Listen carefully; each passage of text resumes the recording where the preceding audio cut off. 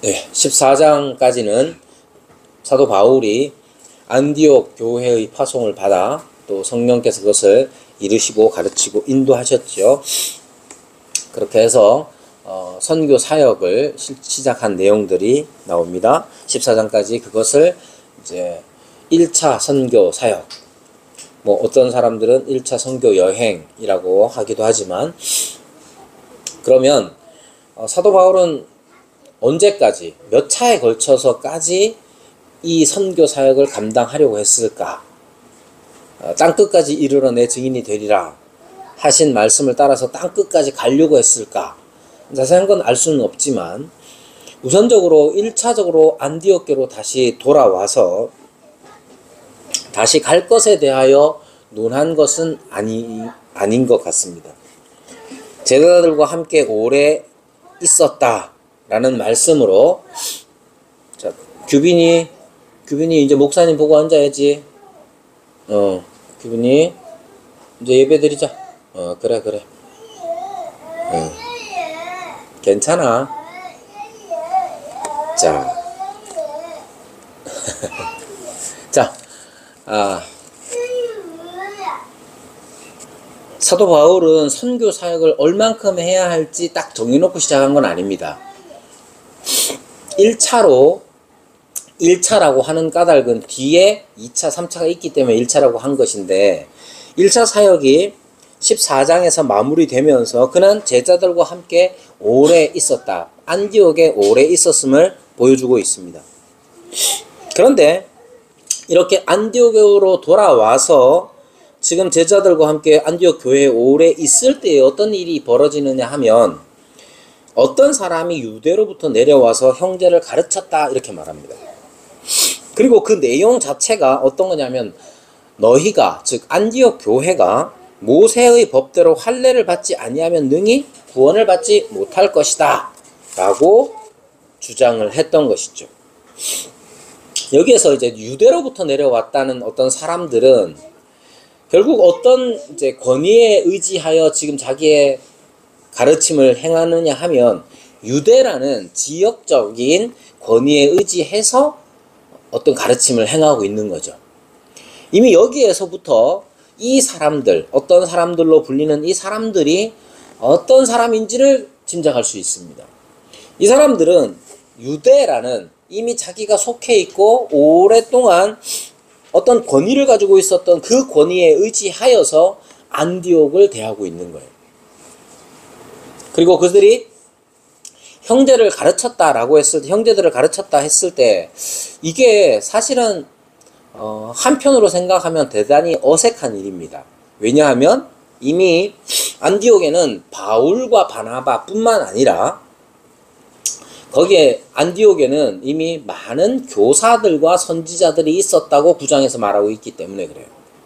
그러니까 이 사람들이 유대로부터 왔다는 것 자체는 진짜 유대로부터 왔는지, 혹은 뒤에 가면 야고보로부터 왔다고 스스로 주장하는 것 같은데, 야고보, 즉 예루살렘의 지도자 역할을 했던 예수님의 동생 장로 야고보가 보냈다고 와서 그 권위를 빌어서 자기의 말을 할 때에, 그건 어떤 의미냐면 지금 안디옥 교회 안에 제대로 된 가르침이 없다는 뜻이 되는 겁니다. 간단하지가 않죠. 거기에는 바울과 바나바도 있고 다른 교사들과 선지자들이 이미 안디옥 교회에서 사역을 하고 있었는데도 불구하고 가르치는 행위를 했다는 거예요. 그럼 가르치는 내용이 뭐냐 했을 때, 모세의 법대로 할례를 받지 아니하면 능히 구원을 받지 못한다. 그러면 안디옥 교회 안에 다 할례 받지 않은 사람들만 있느냐 하면 그렇지가 않아요. 안디옥 교회뿐만 아니라 이방의 1차 사역을 마치고 돌아온 시점에서 이방이라고 불리는 저곳, 길리기아라든지 아니면 이제 갈라디아라든지 비시디아, 안디옥 이런 곳에 대부분 사도 바울이 사역을 할 때에 유대 회당을 중심으로 사역을 하긴 했지만, 회당 안에서 유대인들이 예수님을 믿는 경우가 생겼을 뿐만 아니라 이방인들도 생겨서, 안디옥도 마찬가지죠. 그 교회 안에는 유대인들, 즉 할례를 받은 신자들과 할례 받지 않은 신자들이 동시에 있는데 유대로부터 왔다는 이 사람들이 그 교회를 향해서 너희가 모세의 법대로 할례를 받지 아니하면 능히 구원을 얻지 못한다 라고 해버리면 교회 안에 자기들이 인정되는 교인들이 있고 인정되지 못하는, 인정받지 못할 교인들이 있다는 뜻이 되는 거예요.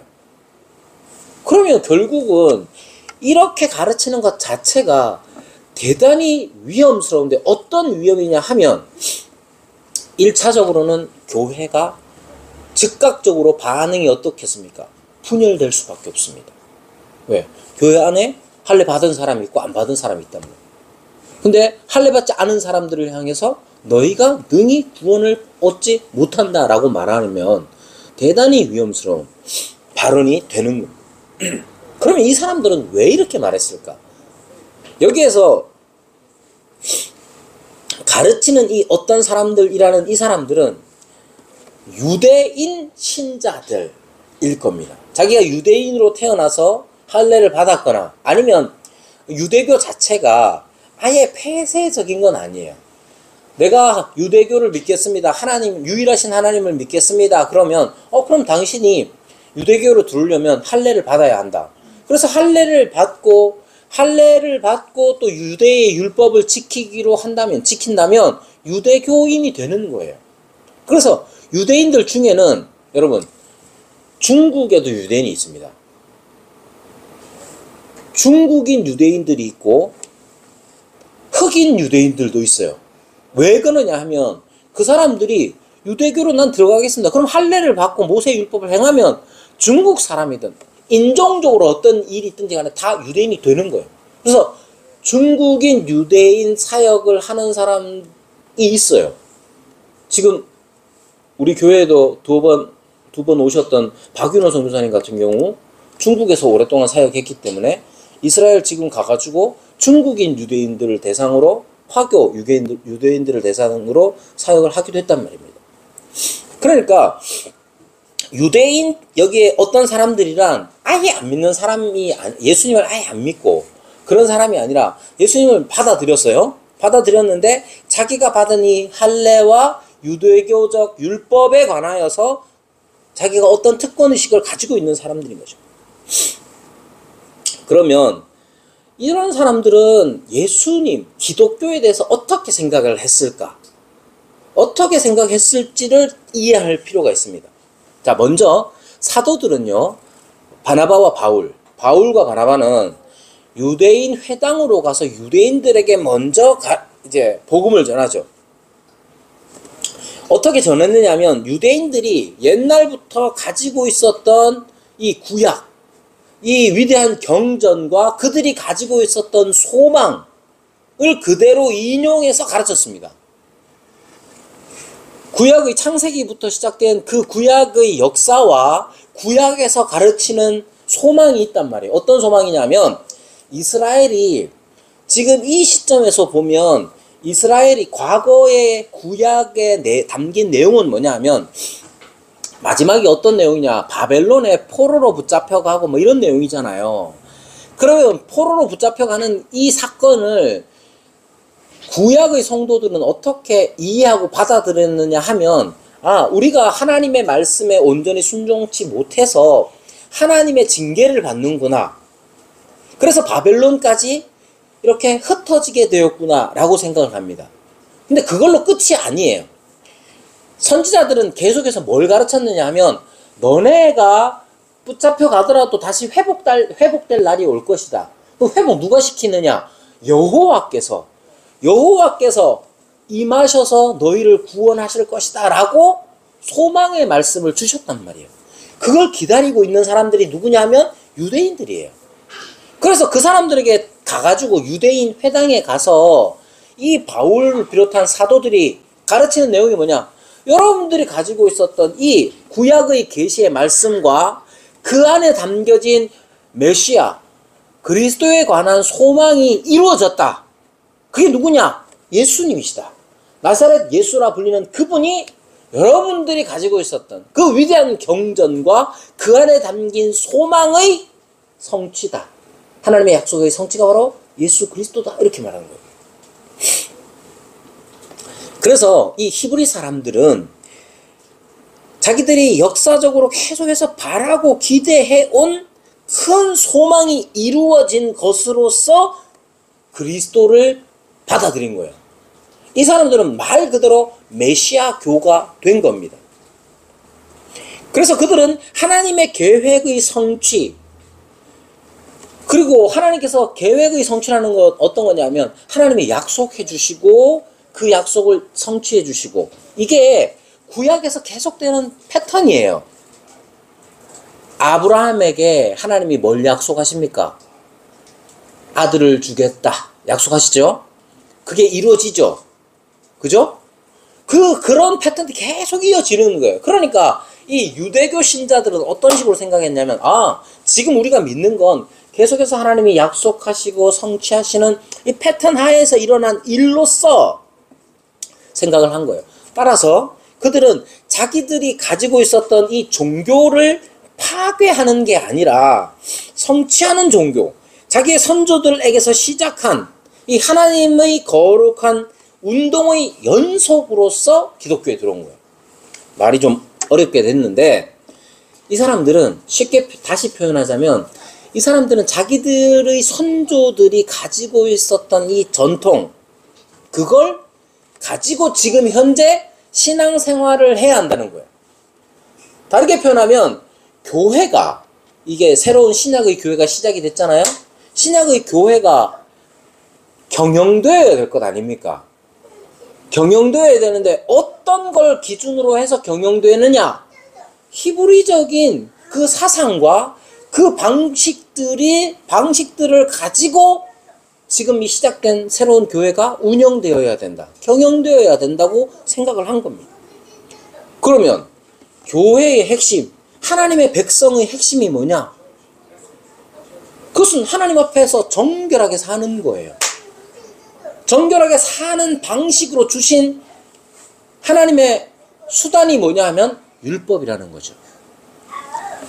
그래서 이 사람들은 어느 한편으로 생각하면 이해될 수 있습니다. 그러나 그들이 간과한 것이 무엇이냐 하면 그 가르침에 담겨있는 핵심의 내용인 것이죠. 뭐냐? 교회가 분열될 수밖에 없다는 거예요. 앞서 말씀드린 대로 안디옥을 비롯한 모든 이방 땅의 교회는 유대인 신자와 이방인 신자로 구성되어 있고, 이러한 가르침 자체가 교회를 분열하게 만드는 겁니다.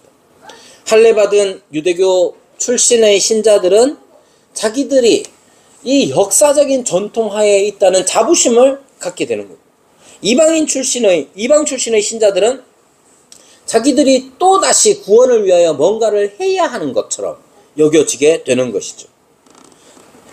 교회의 분열이라는 것이 결국 이렇게 일어날 수 있다는 사실을 잊으면 안 됩니다. 여러분, 교회 안에도 지금도 마찬가지입니다. 교회 안에도 여러분,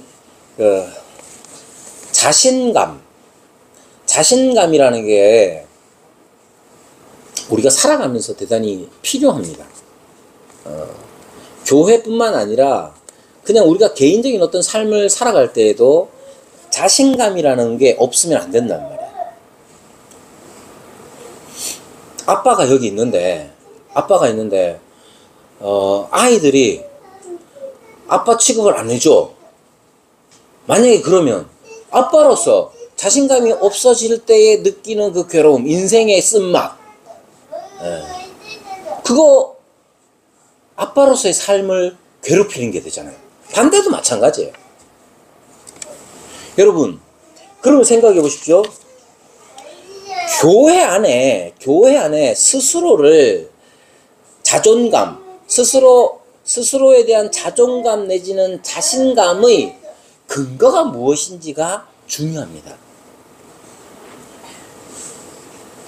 교회를 다니는 사람들은 무엇 때문에 교회를 다니고, 교회를 다니지 않는 사람들은 무엇 때문에 교회를 다니지 않느냐? 자신감의 관점에서 볼 수가 있어요. 자, 안디옥에 어떤 사람들이 와가지고 가르치면 이 가르친 내용들, 너희가 모세의 법대로 할례를 받지 아니하면 능히 구원을 받지 못한다 라고 했을 때, 그 말을 들었을 때에 교회는 둘로 분열됩니다. 어떻게? 내가 받은 이 할례가 역시 좋은 거구나. 그렇게 해서 자신이 받은 바 할례에 스스로 자신감을 얻고 자존감, 내가 여기 이 때문에 존재할 수 있구나 라고 여겨버리는 사람이 있는가 하면, 반대의 경우에는 나는 할례를 받지 못했는데 그럼 나는 구원을 얻지 못하는 건가? 라고 했을 때 이런 분열들이 생겨나는 거죠.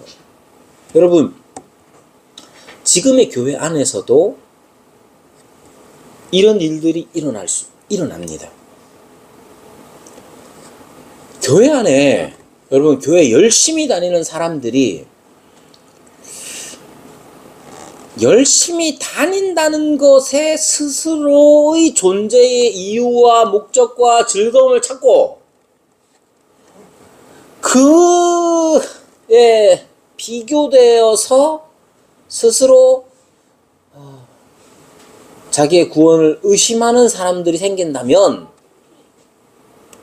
교회를 다녀야 할 이유가 예수 그리스도가 아닌, 그리스도의 복음의 은혜의 복음이 아닌 다른 것으로 삼게 된다면 교회는 결국 분열될 수밖에 없는 것이죠.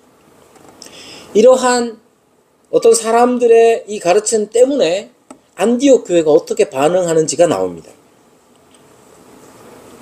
안디옥 교회의 반응을 생각할 때 먼저 바울과 바나바가 그들과 다툼과 변론이 있었다라고 말하죠. 그러고 보면 이 바울과 바나바도 한편으로 생각하면 막 엄청나게, 예를 들면 바울과 바나바는 안디옥 교회의 교사요, 목회자요, 목사요, 교사였던 사람들인데도 불구하고 이렇게 유대로부터 왔다는 이 사람들과 다툴 수밖에 없는 처지에 있었다 하는 게 새삼스럽죠. 이들이 가르치는 내용과 바울과 바나바가 가르쳤던 것은 달랐습니다. 그래서 다툼과 변론이 일어났고 결정은 어떻게 되느냐면, 그럼 예루살렘에 있는 사도와 장로들에게 보내어서 결정을 받자고 하게 되는 것이죠. 오늘 그 내용이 쭉 나오게 됩니다. 이 예루살렘에서 그렇게 해서 이제 예루살렘에서 회의가 개최가 되는데, 이걸 이제 예루살렘 공회 혹은 예루살렘 회의라고 말합니다. 이 사도행전 15장을 근거로 해서 역사적으로 교회들은 어떤 문제가 있을 때에, 신학적인 어떤 문제가 있을 때에 함께 모여서 이렇게 토론하고 기도하고 토론해서 결론을 내는 일들이 교회 역사상 계속 이어져 왔었습니다.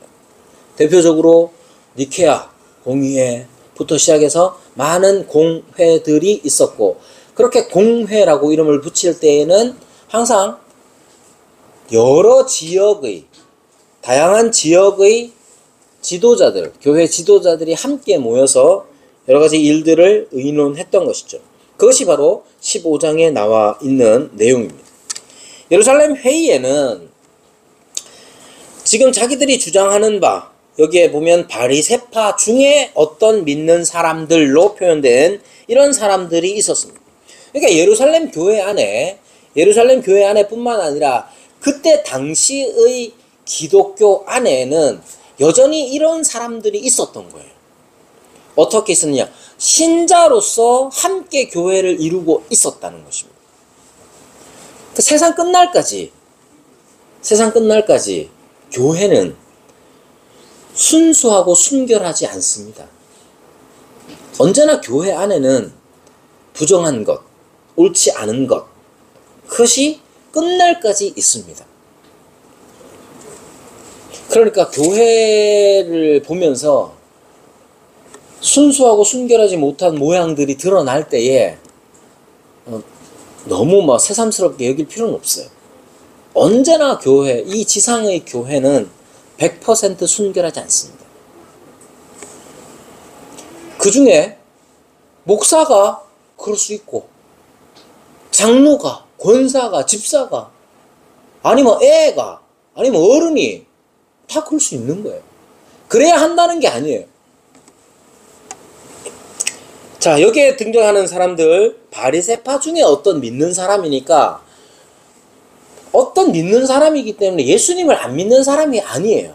근데 자기의 배경은 바리새파적이고, 바리새파적이다 하는 것은 모세의 율법을 소중하게 여기고, 역사적 이스라엘 히브리의 전통을 소중하게 여긴 예수님을 믿는 어떤 사람인 것이죠. 그러면서 이 사람이 말하기를 어떻게 말하느냐? 할례를 행하고 모세의 율법을 지키라 명하는 것이 마땅하다라고 말합니다. 이 마땅하다는 것은 내시서리로 번역되는데 꼭 필요하다는 거예요. 뭐가? 예루살렘 공회가 이렇게 모였으니 이제 지금 막 이방으로 퍼져 있는 그 교회들에게 할례를 행하고 모세의 율법을 지키는 거, 그걸 그렇게 가르쳐야 된다. 그렇게 공회가 결정을 내리고 세상의 모든 교회들이 그렇게 따르도록 해야 하는 거, 그렇게 하는 게 마땅하다. 꼭 필요하다. 이렇게 주장하고 있는 거예요. 여러분, 할례를 행하는 걸 왜 이렇게 이 사람들은 중요하게 여기겠습니까? 여러분, 할례는요, 역사적으로 수천 년 동안 하나님의 백성이 누구인지를 깨닫게 해주는 거예요. 할례를 받지 않은 사람들은 하나님의 백성이 아니라고 생각해요. 왜 그렇게 생각하느냐? 하나님이 직접 그렇게 말씀하셨잖아요. 아브라함에게 네 집에 있는 모든 사람들, 특히 너네 가문에 아들이 태어나면 반드시 8일 만에 할례를 행해라. 그걸 왜 행해야 되느냐? 아브라함에게 오셔서 아브라함을 백성 삼아주신 그 표시를 주신 거예요. 그러니까 수천 년 동안 이어져 온 이 전통을 그냥 버릴 수가 없는 거죠. 그냥 쉽게 버릴 수가 없는 거예요. 그러니까 바리새파 사람들을 너무 이단 취급한다기보다는 이 사람들이 그동안 가지고 왔던 것들을 쉽게 버릴 수 없다는 점을 인정을 해줄 필요가 있습니다. 할례는 이 사람이 하나님의 백성이고 하나님을 위해 구별되었다는 표지예요. 지난번에도 말씀드렸잖아요. 할례를 행하는 그 사람은 내가 이제 어떻게 살아야 하는지를 할례를 통해서 확인합니다. 그래서 이건 실용적인 가치가 있다고 이 사람들은 생각하는 거예요. 왜 어떤 실용적인 가치가 있느냐? 자기가 할례를 행했기 때문에 나는 하나님만 의지하고 하나님 능력 아래서 살아야 한다. 하나님의 통치를 따라 살아가는 하나님의 백성이다 하는 걸 깨닫도록 해주는 몸에 새기는 표시가 할례였던 것이죠. 좋아요, 안 좋아요? 좋아 보이잖아요. 실용적인 가치가 있는 것처럼 보이잖아요. 그래서 버릴 수가 없었던 거예요. 왜? 수천 년 동안, 여러분 수천 년 생각해 보세요. 이스라엘이 아브라함 때부터 시작해가지고 다윗을 거쳐가지고 여러분 구약의 사람들 쭉 보세요. 구약 한번 이스라엘 역사를 쫙 보세요. 제대로 신앙생활 한 사람이 있었어요, 없었어요? 많이 없었습니다. 많아 보이죠? 허다한 증인들 히브리서에 말씀하시지만 우리가 살펴볼 때 실망이 너무 많아. 왜? 출애굽 때도 광야에서 얼마나 많은 죄들을 범합니까? 그래서 선지서에 와서는 남은 자라고 표현합니다. 그루터기, 남은 자라고 표현을 해요. 많아 보이지 않아요. 근데 그 많아 보이지 않는 그 사람들이 어떻게 자기 신앙을 지킬 수 있었겠습니까? 할례와 같은 율법적인 요구들, 거기에 신실했기 때문에 자기를 지킬 수 있었던 거라고 이 사람들이 생각하는 거야. 그러니까 더더욱 버리기가 힘든 거예요. 그런데 결국 이 사람들이 이 할례를 너무 집착을 하는 나머지 결국은 자기 의를 과시하는 표가 되는 것이죠. 여러분, 이게 대단히 지금 현대 교회 안에서도 대단히 중요한 일입니다. 여러분, 우리 신앙생활 하는 사람들에게도 나 자신을 지켜줄 것만 같은, 내 신앙을 지켜줄 것만 같은 그 무엇이 있어요. 가장 흔하게는 어떤 거냐 하면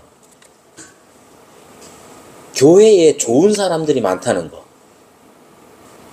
여러분, 교회를 오는 이유가 뭐냐? 여러분, 왜 옵니까? 창건이는 왜 오노? 창건이 교회 왜 오노? 창건이는 뭐 왜 오겠어요? 어디 가노? 불러요. 아, 가지 마라, 앉아라.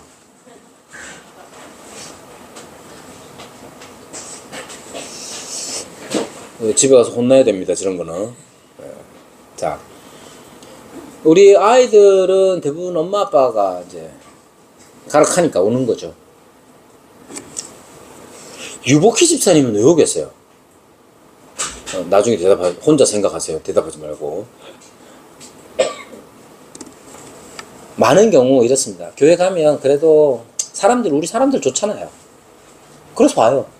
저는 그게 나쁘다고 생각 안 합니다. 그죠? 그 반드시 그래야 됩니다. 그런데 그 좋은 사람들이라는 게 왜 좋습니까? 만나면 좋은 친구. MBC처럼 만나면 좋으니까 좋은 거예요. 나는 교회가 반드시 그래야 한다고 생각합니다만은 좋은 사람이 자기 의가 되기가 쉽습니다. 만약에 좋은 사람이 없으면 어떻게 할 거냐? 그럼 교회 안 나오잖아. 그럼 자기가 근거하여 서 있는 바탕이 뭐가 되느냐 하면 그 좋은 사람이 되는 거예요. 그럼 할례를 이렇게 소중하게 여긴 사람과 우리가 무슨 차이가 있습니까?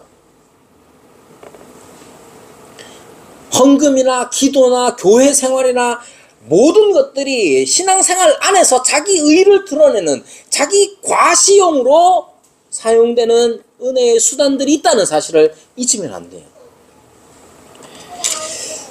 예루살렘에서는 이 베드로가 많은 변론이 있습니다. 7절부터 보면 많은 변론이 있은 후에 여기에 많은 변론이라는 것은 바리새파 신자들도 이야기를 하고 바울과 바나바를 비롯한 사람들도 이야기를 많이 했겠죠. 그리고 나서 이제 베드로가 말합니다. 자신의 소명이 무엇인지, 하나님께서 왜 자신을 부르셨는지를 증언할 뿐만 아니라 사람들이 다 알고 있는 바 성령 강림을 증거로 삼아서 이야기합니다. 그리고 3절이 아니라 10절에 이렇게 말합니다. 그런데 지금 너희가 어찌하여 하나님을 시험하느냐? 여러분, 하나님을 시험하는 거, 이 바리새인들, 바리새파 중에 어떤 사람들이 하나님을 시험했겠습니까?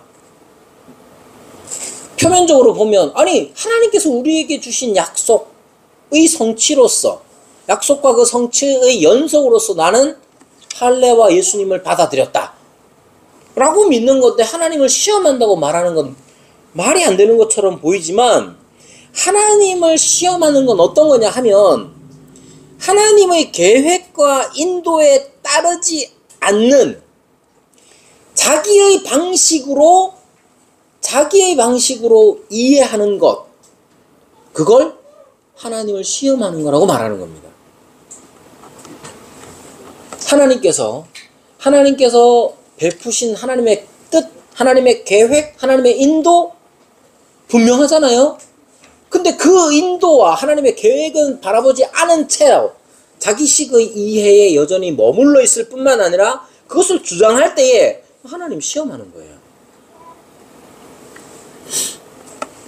민수기 21장에 보면 이스라엘 사람들이 이제 광야를 다니면서 어떤 일이냐, 호르 산에서 에돔 땅을 둘러서 행하도록 하니까, 에돔 땅을 빙 둘러가라고 하니까 어떻게 합니까? 아니, 쪽바로 가면 되는데 쭉 둘러가라고 하니까 어떻게 하느냐? 하나님을 원망합니다. 자, 여기서 똑바로 쭉 가면 되는데 그래 안 가고 빙 둘러가래요. 기분이 좋아요, 안 좋아요? 안 좋죠. 걷기 싫어하시는 분들은 얼마나 짜증나겠습니까? 걷는 게 목적인 사람들은 좋아라 할 수 있지만 똑바로 가면 되는데 빙 눌러가래요. 아, 싫어요. 짜증나. 누가 그러래? 누가 그러래? 아, 하나님이 그러래. 에이, 그러면서 자기식으로 이해를 하는 거예요. 하나님의 뜻이 있겠다. 하나님의 인도가 이러하다. 모세를 통한 하나님의 인도가 분명함에도 자기식으로 하나님의 계획과 의도와 인도를 거부해버리고 자기식으로 이렇게 가면 되는데 왜 글로 가라느냐 라고 했을 때 하나님을 원망합니다. 그것을 하나님을 시험하는 거라고 하는 거예요. 여러분, 우리 인생을 우리가 다 잘 알지 못하잖아요. 하나님의 뜻과 계획이 있음을 믿고 그것이 펼쳐질 때에 그 뜻을 따라서 순종하는 삶을 살아야 되는데 우리는 너무 자주 나만의 방식, 자기 이해로 하나님을 원망할 때가 많아요. 내 생각대로 안 돼. 내가 계획한 거, 내가 좋다고 여긴 거, 내가 진짜 이건 선한 일이고 내가 진짜 아무리 생각해도 이게 옳은 길이야 라고 했을 때 하나님의 인도가 다르다. 그러면 너무 쉽게 우리는 하나님을 원망해. 이스라엘 사람들처럼. 그 결과는 어떻게 됐느냐? 불뱀을 만나죠. 여러분, 하나님의 인도, 하나님의 지시를 거절하고 자기 생각대로 행하는 거, 그게 아무리 지혜로워 보여도 그것은 하나님을 시험하는 거라고 사도 베드로는 말합니다. 바리새파 중에 어떤 믿는 사람들이 지금 하는 게 뭐냐? 바로 그런 거예요. 야, 할례를 생각해봐. 수천 년 동안 우리 민족 중에 일부가 하나님 앞에 경건하게 하나님의 백성으로 살게 해준 게 뭐냐? 할례라는 거예요.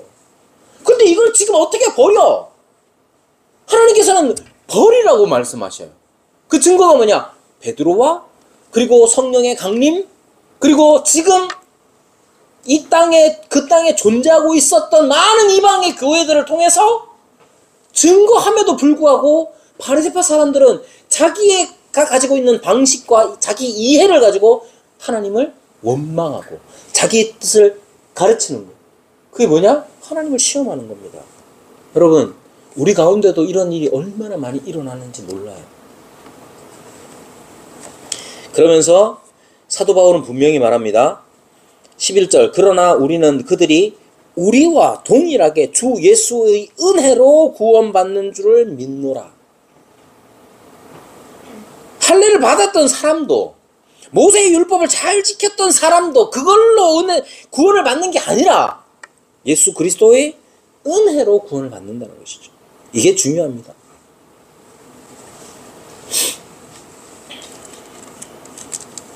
회의의 결과는 이방인을 괴롭게 하지 말라, 그렇게 말합니다. 그리고 몇 가지를 덧붙이는데 20절에 보면 다만 우상의 더러운 것과 음행과 목매어 죽인 것과 피를 멀리하라고 편지한다. 여기에 우상과 음행과 피, 이 세 가지를 말하는 것은 모세의 율법을 따르는 사람들이 아주 가장 최소한으로 지켜내고자 하는 게 이 세 가지입니다.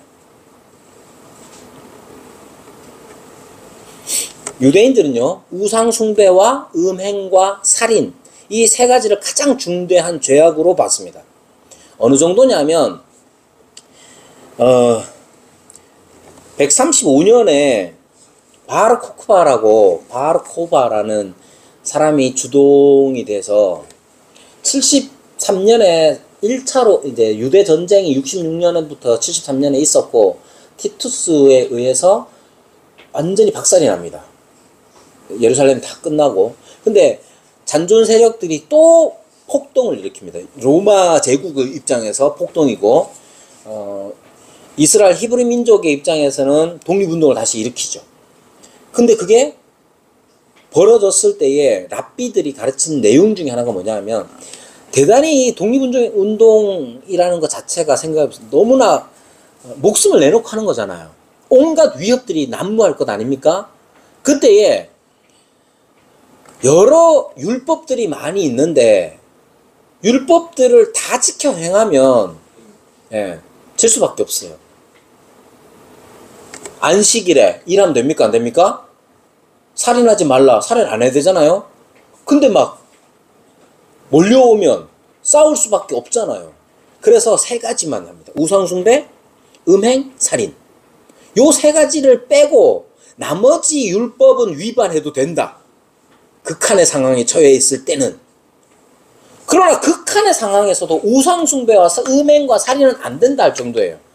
그러니까 이게 율법이냐 아니냐라고 따졌을 때에 율법적 내용이지만 왜 율법의 최소한이라도 요구하느냐 하면 1차적으로는 이건 더 근본적인 이유가 있지만 그냥 표면적으로는 최소한의 율법주의자들과 함께 할 수 있는 내용들을 담아낸 거예요. 결국 예루살렘 공회가 정하는 거는 이방인 출신의 교인들과 신자들과 유대인 출신 신자들이 교회를 함께 이뤘을 때에 그들이 분열되는 게 아니라 함께 할 수 있는 최소한의 것들을 정해주는 거였죠. 그러므로 예루살렘 공회의 결정은 단지 이거 해라 저라가 아니라 하나님의 교회가 분열되는 것을 막고 도리어 그리스도로 말미암아 하나 되어 더욱더 성장하는 것.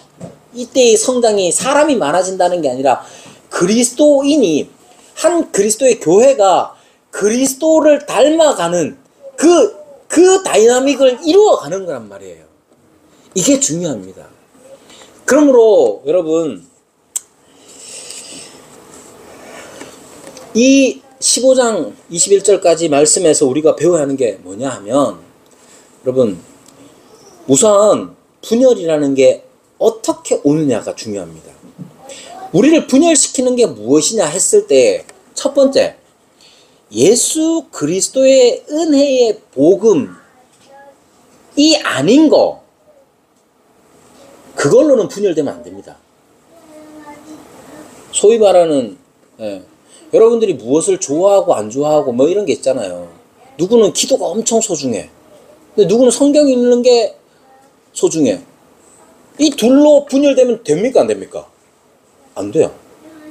근데 분열 자체를 너무 무서워할 필요가 없는 게 분열 자체는 뭘로만 분열될 수 있느냐면 그리스도의 은혜의 복음에 반대되는 거. 그것을 인정하지 않는 거. 그리스도의 은혜의 복음 위에 서도록 하지 않는 거. 그런 것들은 우리가 함께 할 수 없습니다. 우리는 배타주의적인 게 아니에요. 아무 기준도 없이 하나 되는 것은 그것은 하나 되는 게 아닙니다.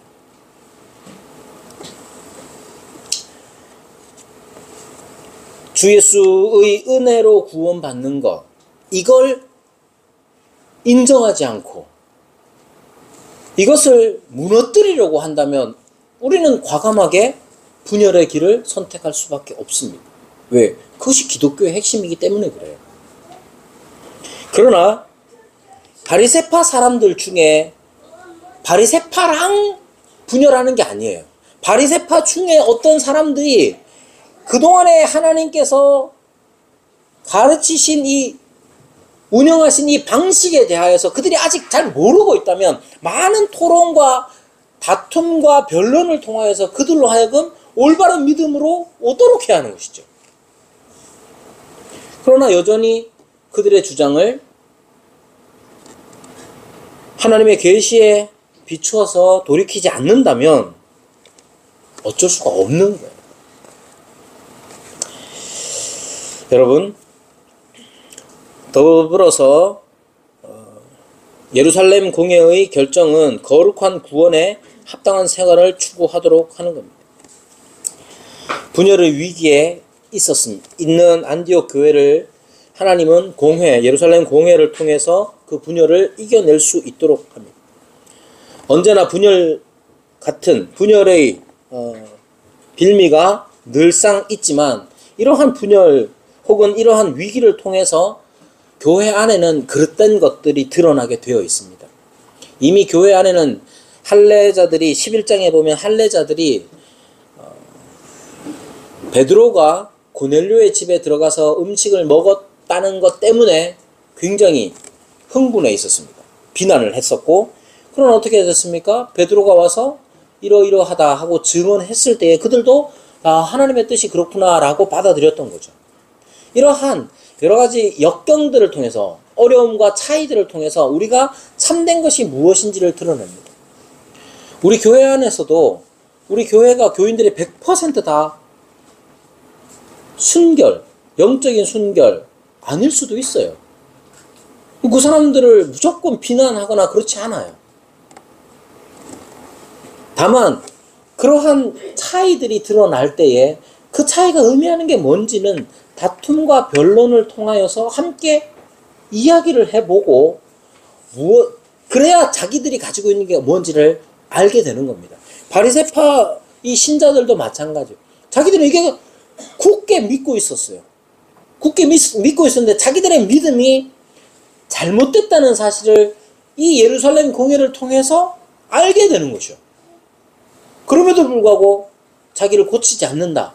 그런 사람들과는 쉽지는 않습니다. 여러분, 우리에게도 마찬가지로 분열의 위기들이 찾아올 수 있겠지만 그러한 분열의 위기들이 무엇 때문인지 구별하고 하나님 앞에서 참된 복음 안에서 하나 될 수 있도록 함께 다투기도 하고 변론하기도 하면서 그리스도의 은혜의 복음에 합당한 삶을, 그런 교회를 이루어가는 저와 여러분이 되기를 바랍니다. 우리 말씀을 생각하시면서 함께 기도하겠습니다.